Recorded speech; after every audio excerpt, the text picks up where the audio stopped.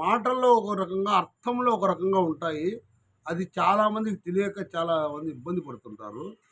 శ్రీకృష్ణుడు బ్రహ్మయోగంలో మనస్సు అనిశ్చితము, మనస్సు బలమైనది, మనస్సు దృఢమైనది, మనసును లొంగదీయడం అతి కష్టము, మనస్సు గాలి కంట వేగం కలిగినది, అతి బలమైన, అతి కష్టమైన ఈ మనసును పట్టుకోవడము, ఈ మనసును బంధించడము, ఈ మనసును ఒప్పించి మన కంట్రోల్లో పెట్టడము చాలా కష్టము. అది బ్రహ్మయోగం ద్వారానే సాధ్యమవుతుందని ఆయన ఒక శ్లోకం చెప్పాడు శ్రీకృష్ణ పరమాత్మ. ఆ బ్రహ్మయోగాన్ని రావణ బ్రహ్మ, బ్రహ్మర్షి విశ్వామిత్ర, విశిష్ట మహర్షి వాళ్ళు పాటించి చేశారు. కానీ మానవ మాత్రం అతి దుర్లభం. ఆ మనసును గురించి యోగి వేమన ఎంత టెక్నిక్గా చెప్పాడంటే, ఇది తెలియని ప్రజలు ఎట్లా ప్రవర్తిస్తారో అది కూడా చెప్తాం మీకు రండి.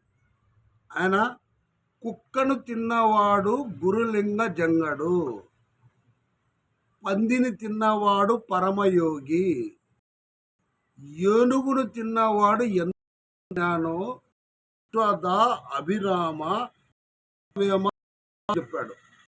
ఒకటంటే కుక్కని తింటేనే గురువు అయిపోతానని చెప్పి, కుక్కను తిన్నవాడు గురులింగ జంగడు అంటే కుక్కని తినేస్తే నేను సాక్షాత్ జగద్గురు శ్రీకృష్ణుని అయిపోతానని చెప్పి వెంటనే కుక్కని చంపేసి వంట చేసుకొని తింటారు. అది కాదు దాని అర్థం.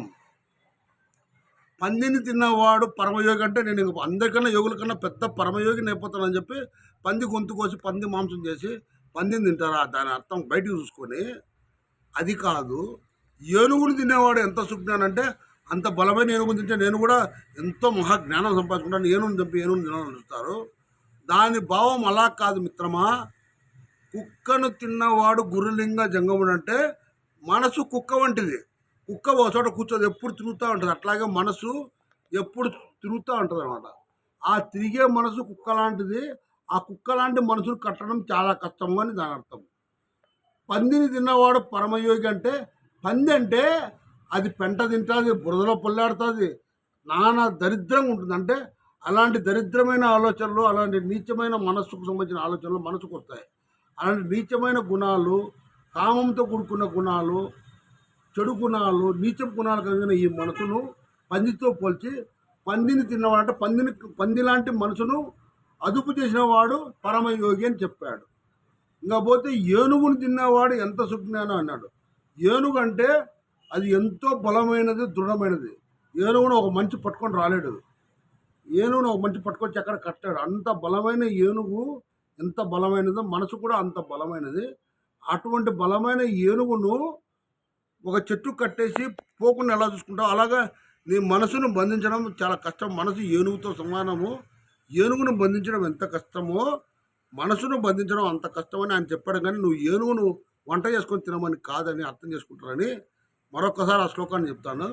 కుక్కని తిన్నవాడు గురులింగ జంబంగుండు, పందిని తిన్నవాడు పరమయోగి, ఏనుగుని తిన్నవాడు ఎంత సుజ్ఞానో విశ్వద అభిరామ వినురవేమ అని చెప్పాడు. అంటే కుక్క లాంటి మనసును, పంది లాంటి మనసును, ఏనుగు లాంటి మనసును మనం అదుపు చేసి మన ఆజ్ఞలో పెట్టుకోవడము చాలా కష్టము అభిరామ.